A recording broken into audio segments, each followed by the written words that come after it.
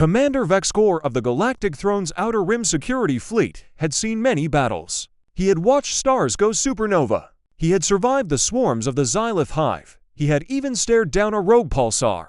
But nothing at all, had ever made his blood run cold like the day he first saw a human worship his species. The Kryn were the ruling race of the Galactic Throne, an empire that spanned 3 spiral arms. They were tall, elegant beings with silver skin and eyes that could see across the electromagnetic spectrum. They believed themselves to be the peak of creation.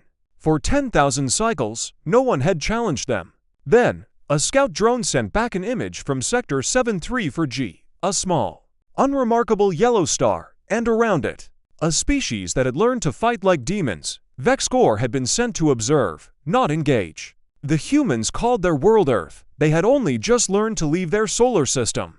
By Kryn standards, they were children playing with fire. Their ships were ugly blocks of metal and ceramic, held together by what looked like hope and bad welding. Their weapons were primitive kinetics and weak particle beams. On paper, a single Kryn destroyer could wipe out their entire fleet, but Vexcor was a good commander. He watched for 6 standard months. He recorded everything.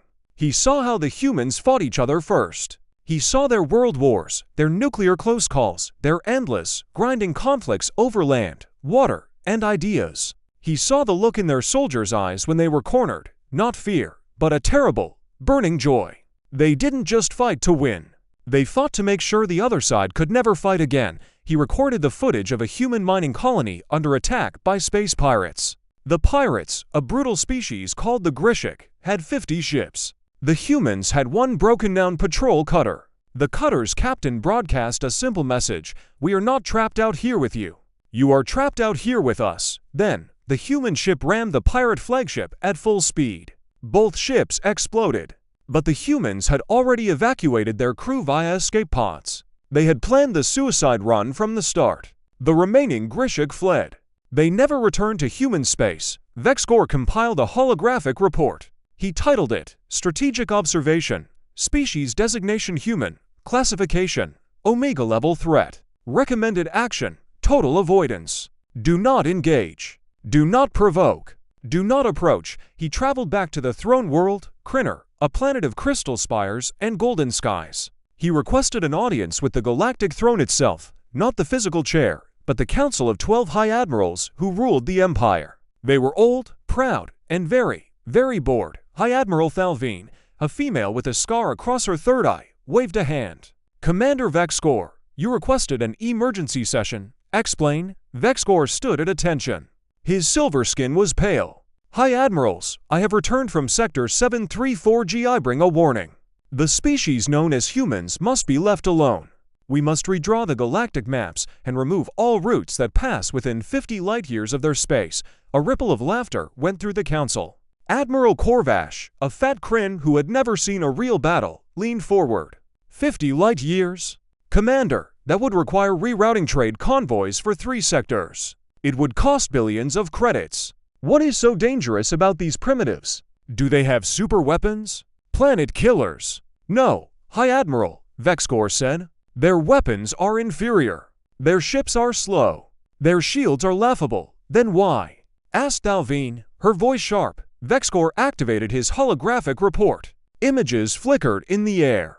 Because they do not understand surrender. They do not understand retreat. I have studied their history. They have a word for a battle where all their soldiers die, but they still achieve their objective. They call it a Pyrrhic victory, and they celebrate it. They have another word, last stand. It describes a fight they know they will lose, and they embrace it. They write songs about it. They build statues to the people who died fighting impossible odds. He showed them the Grishik pirate footage. The council watched the cutter ram the flagship. They watched the escape pods jettison. They watched the Grishik run. Admiral Korvash sniffed. So they are suicidal. That is not a military threat. That is a mental illness. Vexcor shook his head. No, High Admiral. That is the problem. They are not suicidal. They value individual life highly. They will spend enormous resources to save one soldier. But when they decide a fight is necessary, they will sacrifice anything. And they never, ever forget an enemy. Their history books are thousands of years long. They still hold grudges against nations that no longer exist on their own planet. Imagine what they would do to an alien empire that attacked them. Another admiral, a scientist named Xylaner, spoke up. Commander, your report is noted, but the Galactic Throne has a mandate. We bring order to the galaxy. We cannot just avoid a species. What if they expand? What if they become a rival? They will, Vexcor said grimly. They already are. But we can contain them peacefully. Donate medical supplies. Offer cultural exchange. Make them our friends. If we make them enemies, we will win every battle and lose everything else. The council debated for a short time. In the end, Thalvine made the decision. Commander Vexcor, your concern is noted. But the throne does not avoid. We dominate. We will send a diplomatic mission to this Earth. We will offer them the honor of becoming a protectorate species. If they refuse, we will demonstrate our power. One destroyer. One warning shot. They will bend the knee. That is the end of it. Vexcor felt something he had never felt before. It was a cold, deep dread in his stomach. High Admiral, I beg you, do not send a destroyer. They will see it as a challenge. They will not bend. They will break. And we will not like what comes out of the pieces, but the council had already moved on to the next agenda item. Vexcor was dismissed. He walked out of the Crystal Hall, his footsteps echoing. He knew, with a certainty that felt like a physical weight, that he had just watched the Galactic Throne sign its own death warrant. The diplomatic mission was called the Offering of Unity. It consisted of a single Kryn battlecruiser, the Sword of Dawn, 100 crew, and a senior diplomat named Jarrell, a smooth-skinned Kryn who had never been wrong in his life. They entered the Sol system 6 months later. They broadcast a first contact package in every language they could decode. Vexcor was ordered to monitor from a stealth probe at the edge of the system. He watched the humans react. He saw their news broadcasts, their social media, their military channels. He saw something he had never seen in any other species: organized, instantaneous, global preparation for war. Not panic, not fear, preparation. Within 72 hours, every human warship within 100 light-years was recalled to Earth. Their shipyards, which had been building cargo haulers, switched to military production in a single shift. Their leaders, a messy collection of squabbling politicians, held a single emergency session. They emerged with a unanimous declaration: the Sol system is sovereign territory. Any alien warship entering Earth's orbit without permission will be considered an act of war. We do not want a fight, but we are ready for one. Jarrell, the diplomat, laughed when he heard the message. Cute, he said to his crew.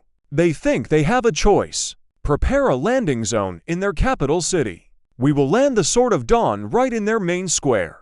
That will show them who has the real power. The Sword of Dawn entered Earth's atmosphere. It was a beautiful ship, all curves and shimmering energy shields. It descended over the human city called Washington. Millions of humans looked up. They did not run. They did not scream. They pulled out their phones and filmed. And in their eyes, Vexcor saw not awe, but calculation. They were counting the guns. They were measuring the angles. They were already planning. Jorel stepped out of the ship onto a temporary ramp. He wore ceremonial robes. He projected his voice across the city. People of Earth, I am Jarrell, voice of the Galactic Throne. You are now under our protection. In exchange for your allegiance, we offer you a place in the greatest empire the galaxy has ever known. Resist, and you will be crushed. Accept, and you will thrive. A human general walked forward. He was a short, stocky man with gray hair and a face like carved wood. He did not bow. He stopped 10 feet from Jarrell and crossed his arms. Son, he said, I don't know who you think you are, but you landed a warship in my capital without permission. That's an act of war. You have 1 hour to get that thing back into space. After that, we will remove it. Jarrell smiled. With what? Primitive. Your kinetic weapons cannot penetrate our shields. Your missiles are slower than our point defense. You have nothing that can hurt us. The general nodded slowly. Is that right? He pulled out a small radio.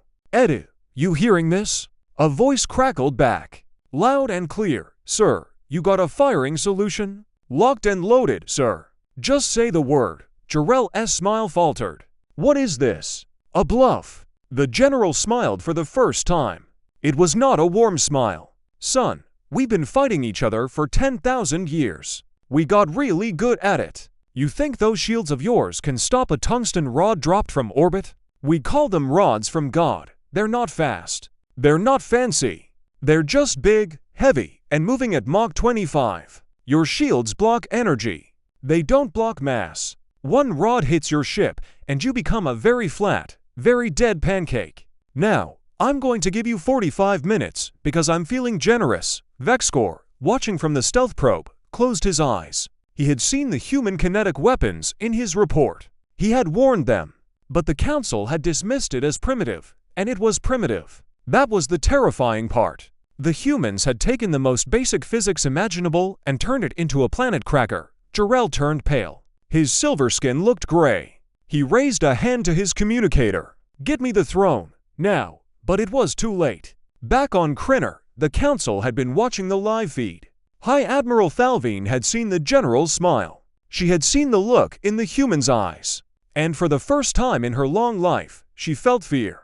But she was too proud to show it. "Commander Vexcor," she broadcast to the stealth probe. "You were right. But it is too late for diplomacy. The Sword of Dawn is our symbol. If it retreats, every species in the Empire will see weakness. We cannot allow that. Order the Sword of Dawn to fire a warning shot. Disable their communications. Then we will negotiate from a position of strength." Vexcor wanted to scream.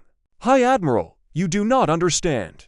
There is no warning shot with humans. Any attack at all, will be seen as the start of a war of annihilation. They will not stop until we are either friends or ashes. There is no middle ground. That is an order, Commander." Vexcor relayed the order. Jarrell, standing on the ramp, received it with a sinking heart. He looked at the General. "I am sorry," he said. And he meant it. He raised his hand. The Sword of Dawn charged its primary energy cannon. It was a particle beam that could melt a small moon. On the General's radio, a warning screamed. "Incoming energy spike. They're firing." The beam lanced out. It was aimed at a field outside the city, a warning shot as ordered. It struck the ground and vaporized 100 acres of forest. The shockwave shattered windows for miles. Humans dove for cover. Then, the silence. For 5 seconds, nothing happened. The General picked himself up, blood running from a cut on his forehead. He looked at the smoking crater where the forest used to be. He looked at Jarrell. He did not scream. He did not run. He simply spoke into his radio. "Eddie, kill it." High above, in orbit, a network of human satellites dropped their payloads. Tungsten rods, each one a meter thick and 5 meters long, began their silent fall. They were not aimed at the Sword of Dawn. They were aimed at the space around it. The rods did not need to hit the ship. They just needed to hit the ground close enough that the shockwave would do the job. 7 rods impacted in a circle around the battlecruiser. The ground turned to liquid. The air turned to fire. The Sword of Dawn shields held against the energy, but the shockwave flipped the ship like a toy. It crashed onto its side, crushing buildings, skidding for half a mile. The hull cracked. Energy vented into the sky. Jarrell was thrown from the ramp and landed in a heap. He was alive, barely. His ceremonial robes were torn. His body was broken. The General walked over to him. He crouched down. "You should have taken the deal, son," he said softly. Then he stood up and broadcast to the world. "This is not a war. This is a police action. We have no quarrel with the Galactic Throne. But if they send one more ship into our space, we will not stop at disabling it. We will go to their homeworld and ask them very politely to reconsider their life choices. And we will bring bigger rods." Vexcor watched the entire thing from his probe. He recorded everything. He transmitted it to the Galactic Throne. Then he did something no Kryn commander had ever done. He opened a private channel to the human general. "General," he said, "my name is Commander Vexcor of the Outer Rim Security Fleet. I tried to warn my people. They did not listen. I am not your enemy. I would like to offer my services as a liaison. I can tell you everything about the Galactic Throne, their ship movements, their weaknesses, their politics. In exchange, I ask only that you leave my family world, a small colony called Kryn's Hope, out of any retaliation." The General was quiet for a long moment. Then he laughed. It was a real laugh, tired and grim. "Commander, you just gave us the biggest gift of all. A traitor on the inside. And not just any traitor. One who was right. Welcome to the human team. We'll send a ship for you. But fair warning, we fight dirty, we never quit, and our food is terrible. Vexcor felt a strange warmth in his chest. It was not fear. It was not dread. It was hope. For the first time, he realized that the humans were not just dangerous. They were also, in their own brutal way, admirable. They had been offered a cage and called it a gift. They had been shown power and responded with overwhelming force. They had turned a diplomat's arrogance into a smoking crater. On Krynner, the council was in chaos. High Admiral Thalvine watched the footage of the Sword of Dawn flipping through the air. She watched the general crouch next to Jarell's broken body. She listened to the human broadcast. If they send one more ship, she whispered, we will go to their homeworld. She had read Vexcor's report now. She had seen the human history. She knew they were not bluffing. She knew that their rods, their primitive, stupid rods, could be launched from anywhere. They could hide them in asteroid belts. They could mount them on civilian cargo ships. They could turn every rock in their solar system into a weapon. She opened a channel to the remaining admirals. We have made a terrible mistake. Vexcor was right. We must avoid humanity. Not because they are weak. Because they are strong in a way we do not understand. They fight like cornered animals, but they think like engineers. They hold grudges like poets. And they never, ever forget. One admiral, a young one named Zorton, spoke up. Then what do we do? Apologize? Offer reparations? They just destroyed one of our best ships. Thalvine nodded slowly. Yes, we apologize. We offer anything they want. We send Vexcor's family world a gift basket. And we redraw the maps. 50 light-years was too little. We will stay 100 light-years away. We will pretend humanity does not exist. And we will pray that they are too busy fighting each other to come looking for us. The vote was unanimous. The Galactic Throne, the mightiest empire in the known galaxy, chose to run. Not because they were cowards. Because they were smart. They had seen the human face of war, and they had understood that some battles are not worth winning. Years later, Vexcor became a human citizen. He helped them build better shields and faster engines. He taught them about the galaxy. And in return, they taught him something he had never learned in 10,000 cycles of Kryn civilization: how to laugh at himself, how to get drunk on fermented grain, how to fight for a friend instead of an empire.